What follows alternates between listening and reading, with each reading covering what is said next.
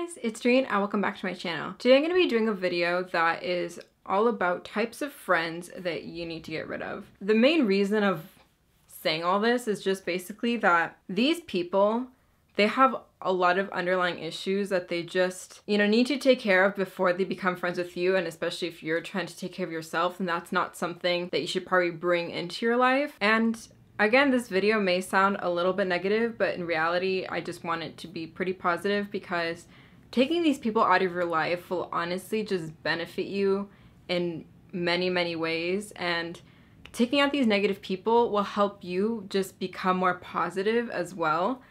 And so without more explaining, let's just jump right into it. So the first type of friend that you definitely need to get rid of is the type of friend that's overly critical of themselves or you. My hairline is so weird. My pores are huge. My nail beds suck. And these people, I'm referencing, I'm thinking of people in my past that have done this.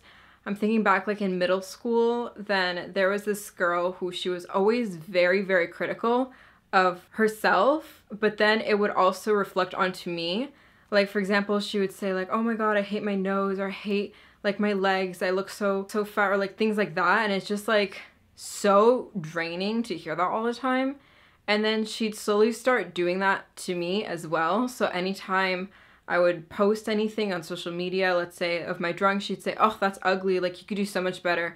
And she would try to make it sound positive, but in reality it just wasn't. The next type of friends that you should get rid of is the type of friends that is overly negative, and they always post negativity on social media like Twitter and Snapchat and Instagram and all those things, and they just can't seem to find anything positive to ever talk about. It's always this person is terrible, let's hate on them, or oh, my life sucks because this happened to me. And it's just all the time they just say so much negative things, and then they wonder why they're always so negative all the time, or why their life isn't so well, and then they have more to complain about, and it just generates more and more negativity.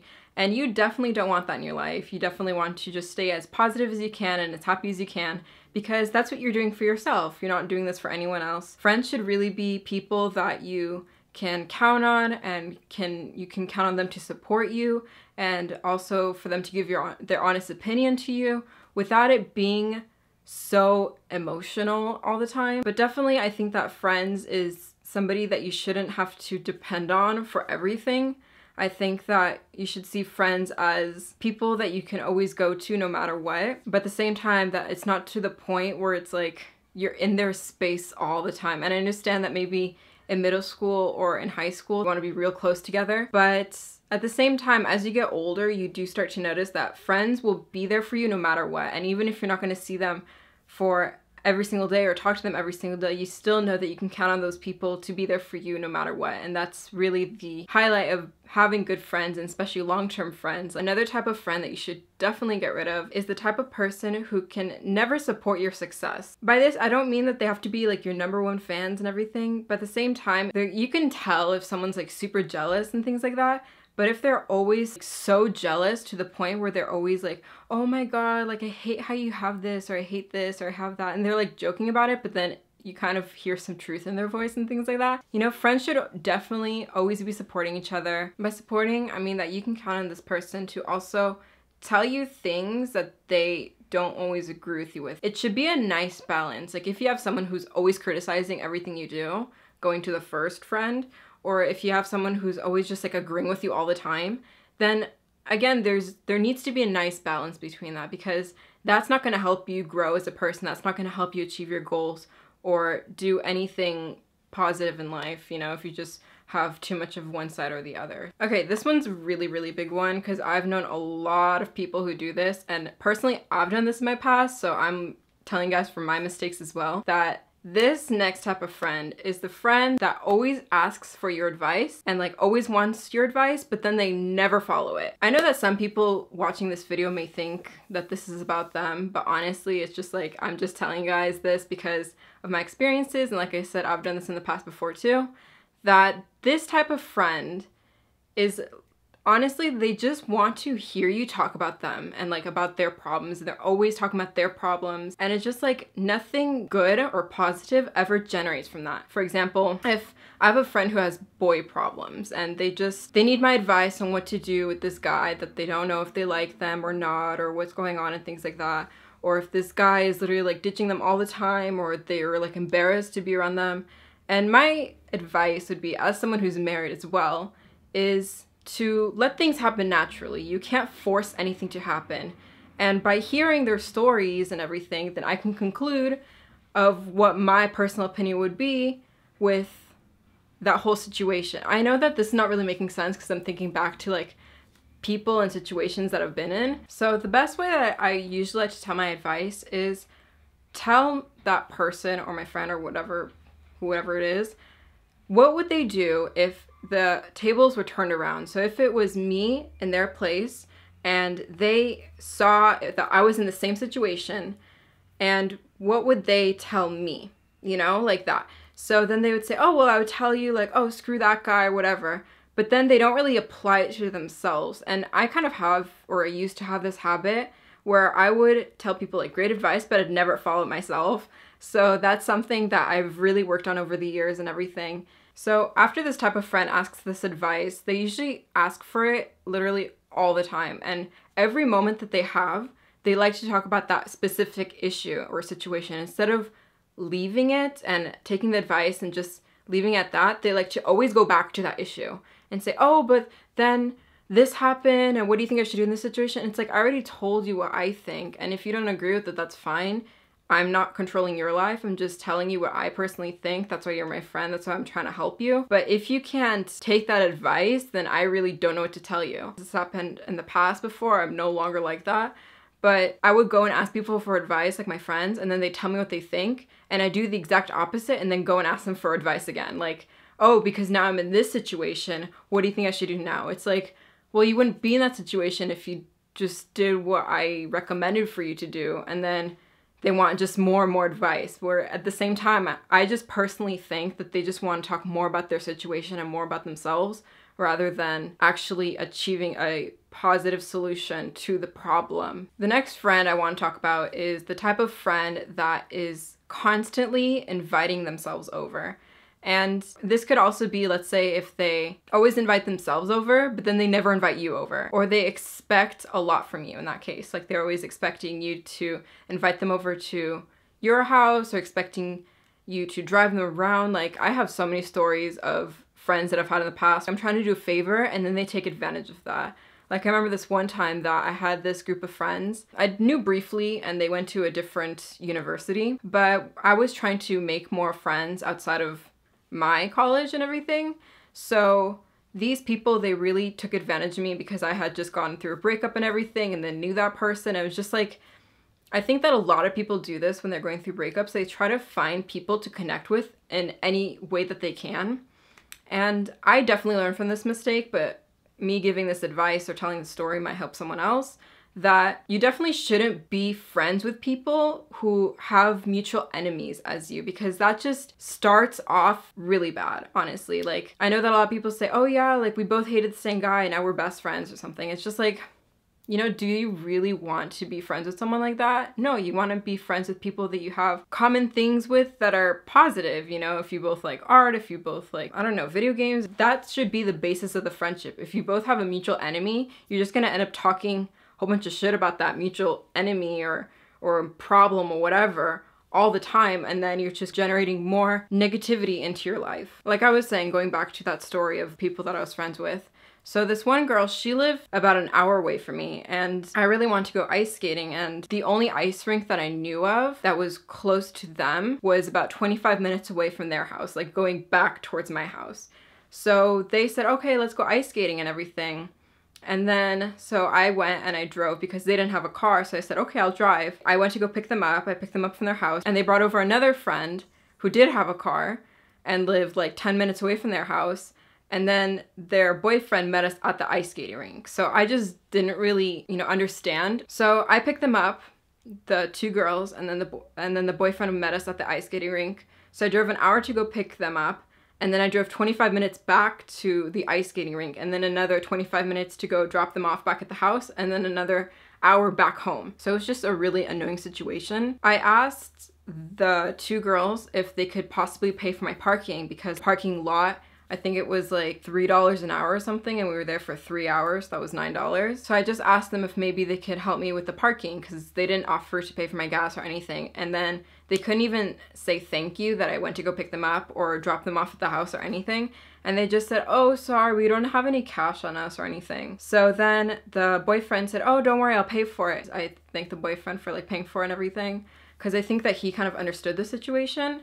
But then I just never really talked to them after that. The boyfriend sent me DMs saying, hey, so when am I gonna get my money back? Like, I don't know, that was just something that really pissed me off at the time. But again, that just goes to show you that you don't need to be friends with people like that. But another story I had that kind of goes on to that with friends expecting things from you is that I used to have this friend that they were in a other friend group, and I remember that I was about an hour away from my house in the opposite direction. Like if my house was here, I was like an hour away this way.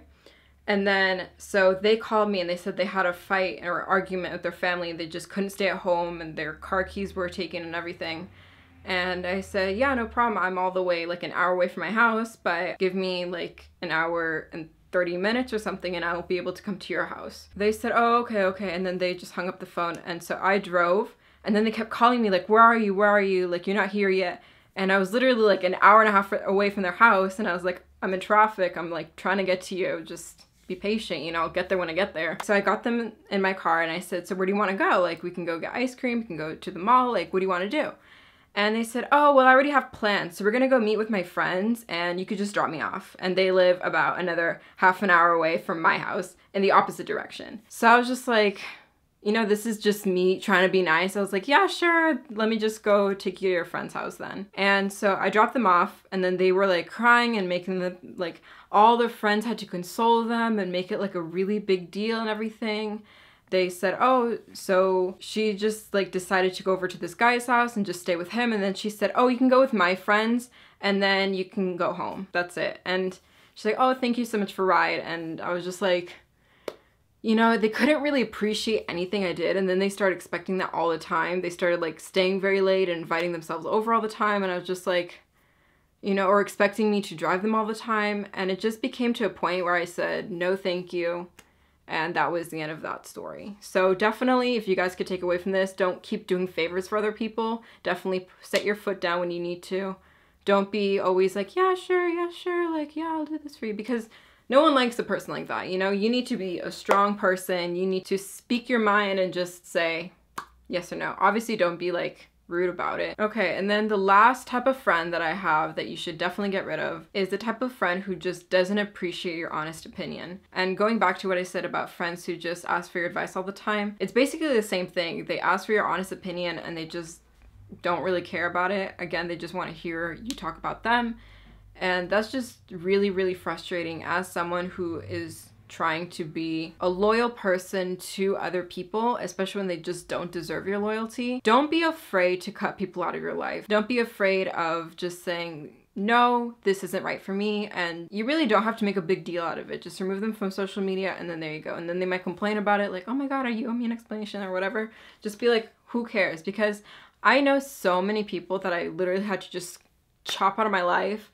And then they come back like a few days saying, or after like a few months or whatever, saying, hey, like I need an explanation, like I can't get over this, like why did you want to stop being friends with me, like I don't understand everything.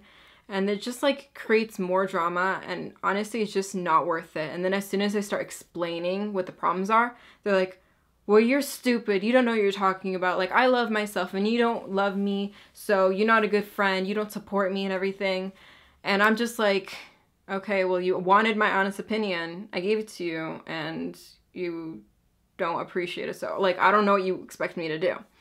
So that's something that I definitely think is a really big no to have in your life. And again, like I said, this isn't about a specific person or a specific group of people at all.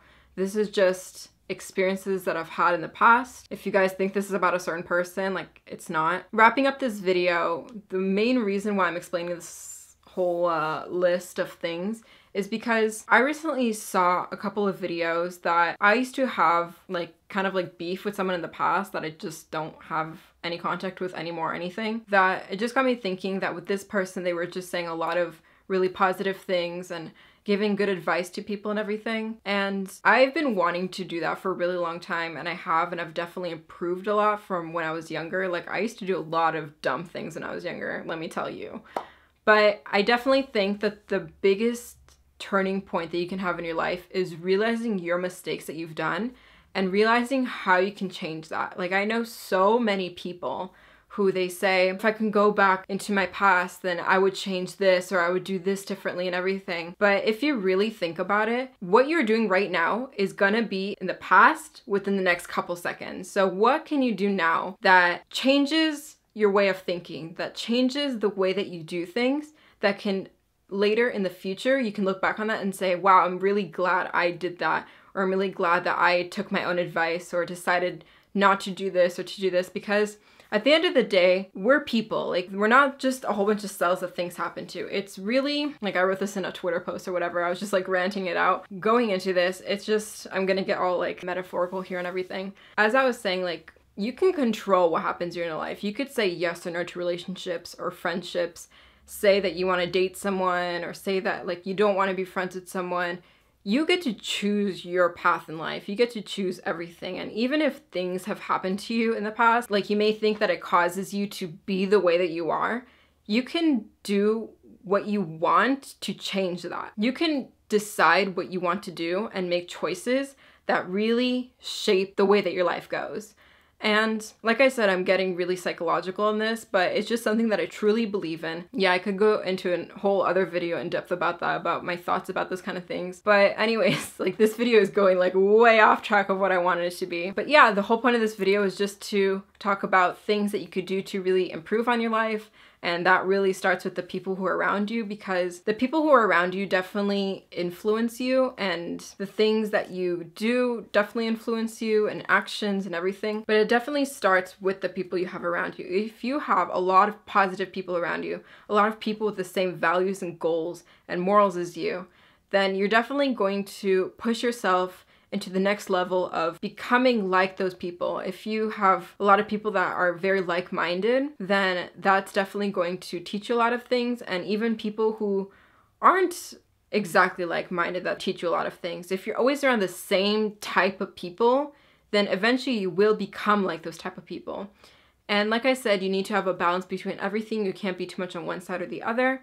And I'm gonna wrap this video up. I really hope that it made sense and it wasn't kind of all over the place, but we'll see. And let me know in the comments down below what you guys thought of this video.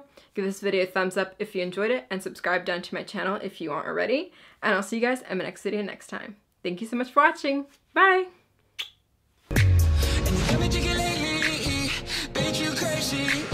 And that's just good enough. I wrote a little song for you. It go like